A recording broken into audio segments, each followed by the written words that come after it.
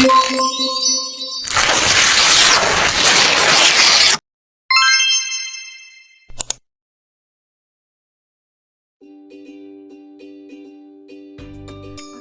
terima kasih atas kesempatannya. Pada kesempatan kali ini saya akan menjelaskan mengenai model Azure dan beberapa komponen-komponen yang terdapat di dalam model Azure tersebut.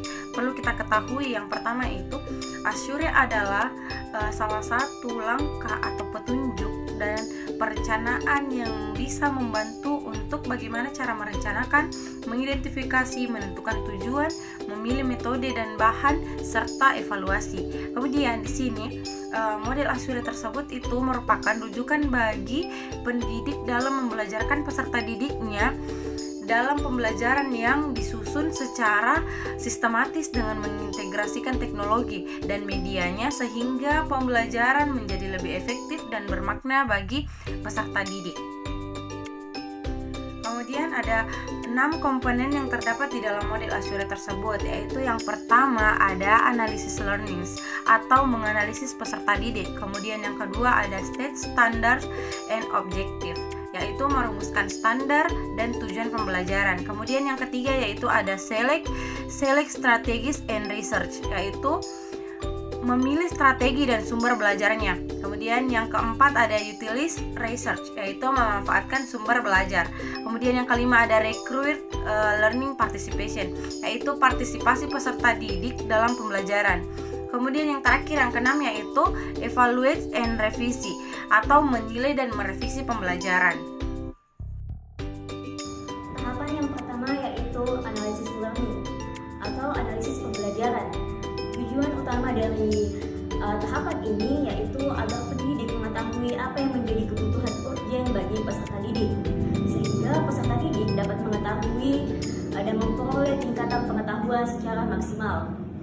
Dalam tahapan ini ada 3 faktor utama, yaitu karakteristik umum, diagnosis kemampuan awal peserta didik, dan gaya belajar peserta didik.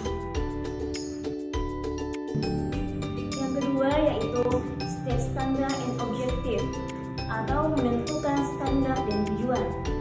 Tujuan dari menentukan standar dan tujuan ini agar peserta didik dapat memperoleh suatu kemampuan dan kompetensi tertentu dalam pembelajaran. Sehingga dalam pembelajaran ini perlu memperhatikan dasar strategi, media, dan pemilihan media yang tepat. Baik, selanjutnya saya akan melanjutkan poin ketiga, yaitu select strategi, teknologi, media, and materials, atau memilih strategi, teknologi, media, dan bahan ajar. Maksudnya dalam membuat pembelajaran yang efektif adalah mendukung pembelajaran dengan menggunakan teknologi, media dalam sistematika pemilihan strategi, teknologi, dan media, dan bahan ajar. Selanjutnya yaitu poin keempat, utilize technology, media, and materials, atau menggunakan teknologi, media, dan bahan ajar. Sebelum memanfaatkan media dan bahan yang ada, sebaiknya kita perlu memperhatikan seperti yang pertama, mengecek bahan apakah masih layak pakai atau tidak. Yang kedua, mempersiapkan bahan. Yang ketiga, mempersiapkan lingkungan belajar. Yang keempat, mempersiapkan pembelajar atau pendidik. Dan yang terakhir itu menyediakan pengalaman belajar terpusat pada pengajar atau pendidik. Nah, kemudian tahap selanjutnya adalah require learner participation atau mengembangkan partisipasi peserta didik. Tujuan utama dari pembelajaran adalah adanya partisipasi siswa terhadap materi dan media yang kita tampilkan.